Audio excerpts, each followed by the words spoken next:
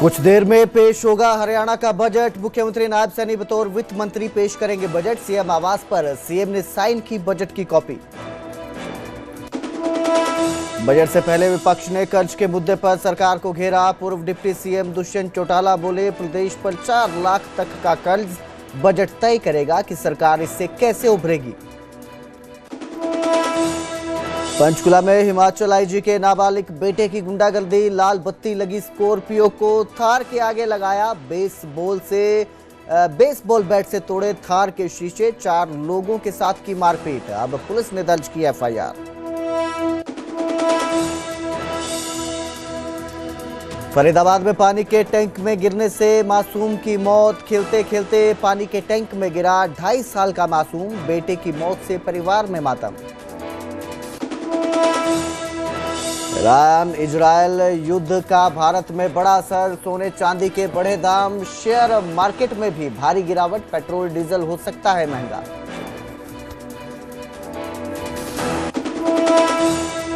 Lines के प्रायोजक पतंजलि गाय का घी, मां का भरोसा, प्यार से परोसा।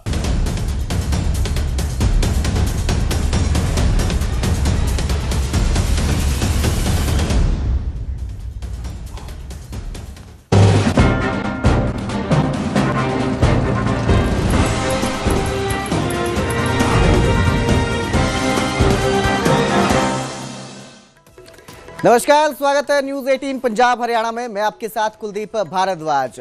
हरियाणा प्राइम की शुरुआत करेंगे बजट के साथ। आज हरियाणा का बजट पेश होने वाला है। मुख्यमंत्री नायब सिंह सैनी बजट पेश करेंगे और दूसरी बार मुख्यमंत्री नायब सिंह सैनी हरियाणा का बजट पेश करने वाले हैं। बतौर वित्त मंत्री मुख्यमंत्री नायब सिंह सैनी जो हैं ये बजट पेश करेंगे।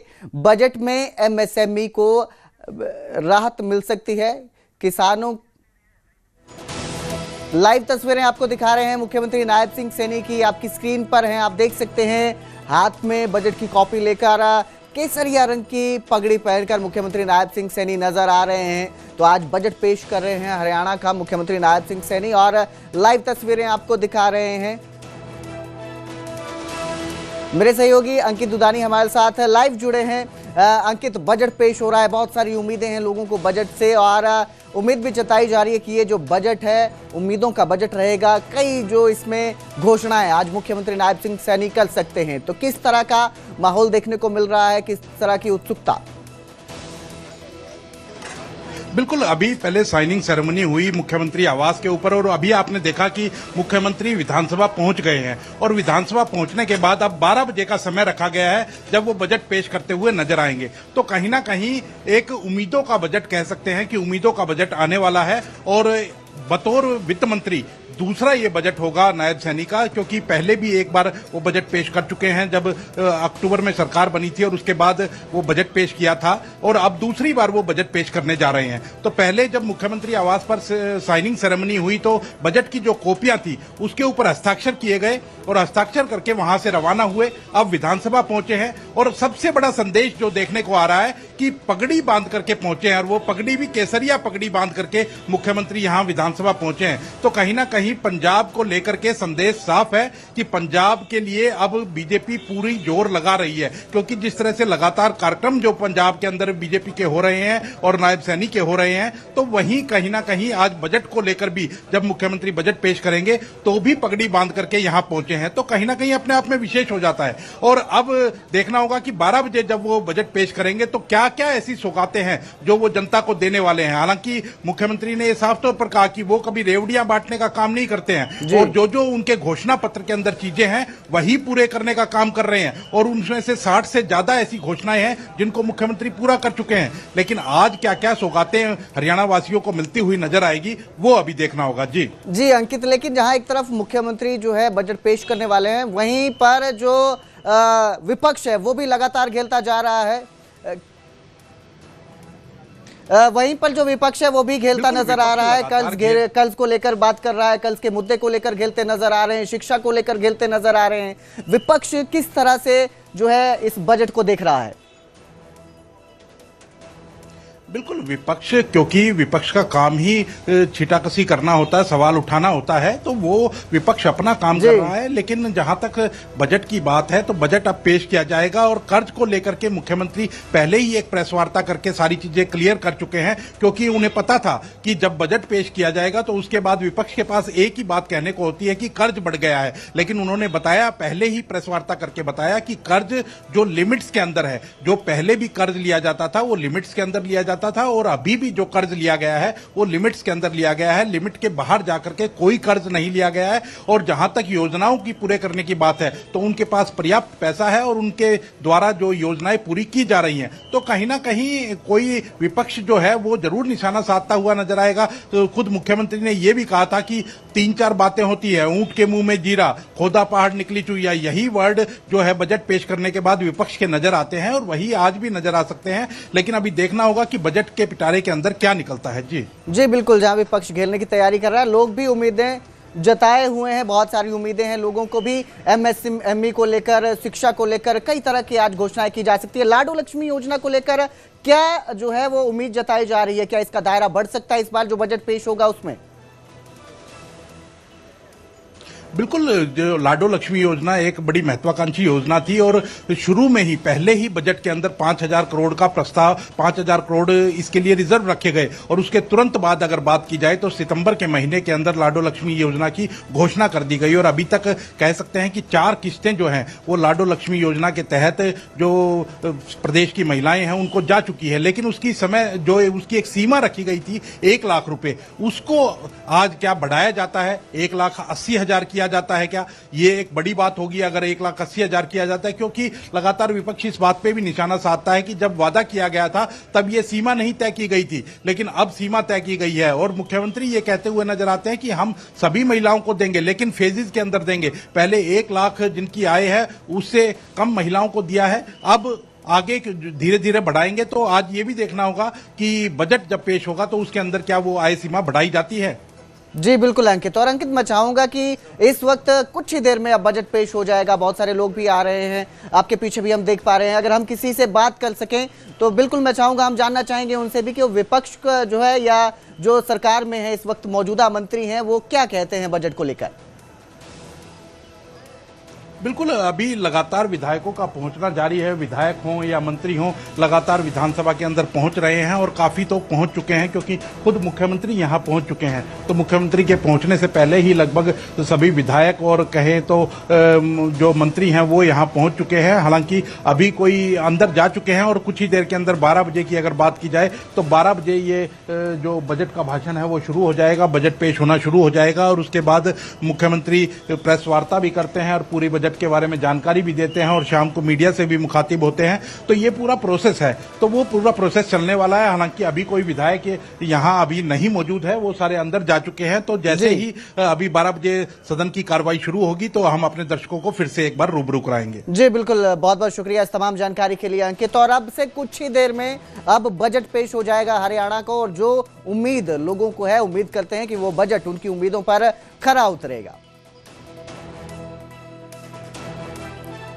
तो आज लोगों को जो है कई जो बजट है जो आज पेश किया जाएगा, 13 बजट बैठकों में 2199 सुझाव मिले थे। मुख्यमंत्री ने अलग अलग वर्गों के साथ बैठकें की थी, जिसके बाद सुझाव लिए थे और एआई चैटबॉट से भी 12,000 से ज्यादा के सुझाव मिले हैं। ये बजट जो है ये बजट सबके लिए फायदेमंद हो, ये इस बार की कोशिश है मुख्यमंत्री नायब सिंह सैनी की। और उन्होंने कहा था कि हमने बजट जो है ऐसा पेश करना है जो हर किसी के लिए फायदेमंद है, सबको एक साथ लेके चलना है।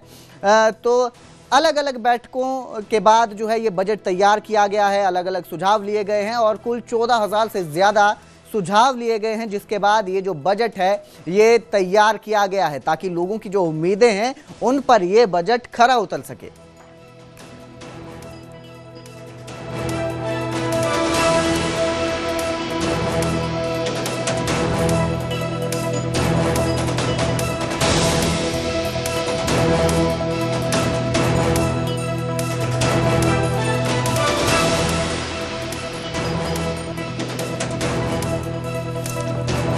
मुख्यमंत्री नायब सिंह सैनी जो हैं, एक तस्वीर आपको नजर आ रही है। विधानसभा के बाहर मुख्यमंत्री नायब सिंह सैनी नजर आ रहे हैं बजट की कॉपी लेकर। केसरिया पगड़ी पहनकर मुख्यमंत्री नायब सिंह सैनी आज बजट पेश करने पहुंचे हैं। तो वहीं दूसरी जो तस्वीर है वो बजट की कॉपी साइन करने की है, जो उन्होंने विधानसभा आने से पहले बजट जो टीम है उसके साथ बैठकर बजट की कॉपी साइन की थी। और कुछ ही देर में अब बजट पेश होगा। 12 बजे का समय रखा है। मुख्यमंत्री के अभिभाषण के साथ बजट पेश किया जाएगा और इसी के साथ जो है मुख्यमंत्री नायब सिंह सैनी आज बजट पेश करेंगे। और उम्मीद जताई जा रही है कि ये जो बजट है लोगों के सुझाव से बनाया गया, तैयार किया गया ये बजट है, जिसमें हर किसी का ध्यान रखा गया है। ऐसा जो है उम्मीद लगाई जा रही है कि ये जो बजट है ये सबके लिए फायदेमंद रहेगा, उम्मीदों पर खरा उतरेगा।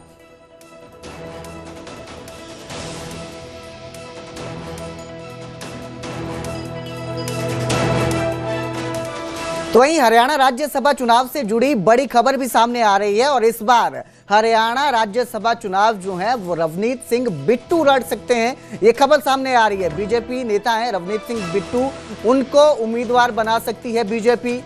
इसके साथ ही कुलदीप बिश्नोई और कैप्टन अभिमन्यु का नाम भी शामिल है। बंतो कटारिया और सुनीता दुग्गल भी उम्मीदवार हो सकते हैं। तो हरियाणा से राज्यसभा की 2 सीटों पर चुनाव होना है, 2 सीटें खाली होने वाली हैं राज्यसभा की। और अब ये खबर सामने आ रही है कि रवनीत सिंह बिट्टू जो पंजाब के रहने वाले हैं, पंजाब से विधायक भी रहे हैं, मंत्री भी रहे हैं और इसके बाद अब उन्हें राज्यसभा सांसद का पद दिया गया है। केंद्रीय राज्य रेल मंत्री का जो है उन्हें पद मिला है। वो जो है अब चुनाव लड़ सकते हैं, हरियाणा से राज्यसभा चुनाव लड़ सकते हैं रवनीत सिंह बिट्टू। इसके साथ ही कुलदीप बिश्नोई और कैप्टन अभिमन्यु का नाम भी शामिल है। वहीं बंतो कटारिया और सुनीता दुग्गल भी उम्मीदवार हो सकती है। 2 सीटें हैं, 2 सीटों पर चुनाव होना है और अब एक नाम इसमें रवनीत सिंह बिट्टू का भी सामने आ रहा है।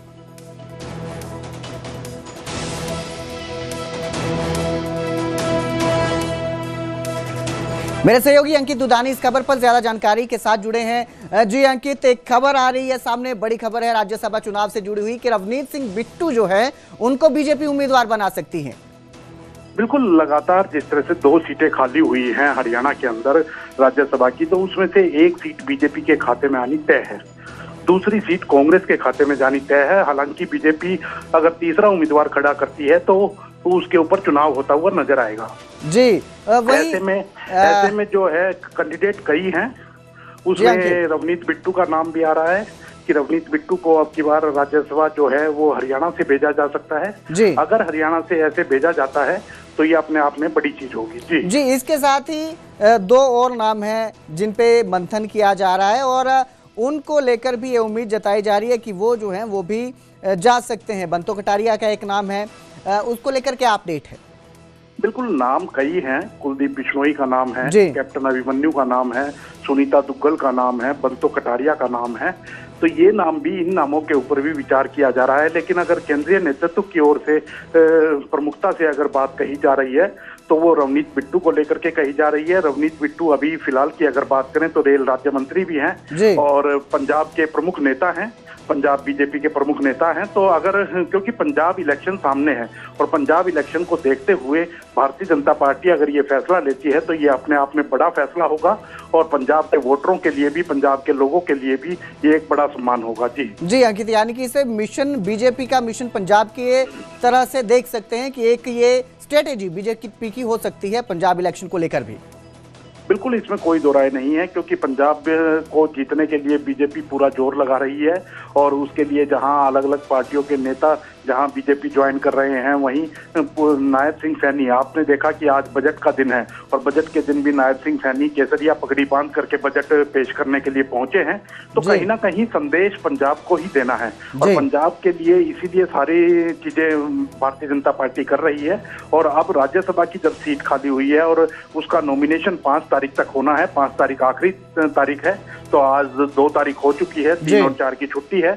तो 5 तारीख को जब नॉमिनेशन होते हुए नजर आएंगे तो उम्मीद की जा सकती है, क्योंकि एक जो बात निकल करके सामने आ रही है कि रवनीत बिट्टू को भी हरियाणा से राज्यसभा भेजा जा सकता है। जी बिल्कुल, बहुत बहुत शुक्रिया इस तमाम जानकारी के लिए अंकित।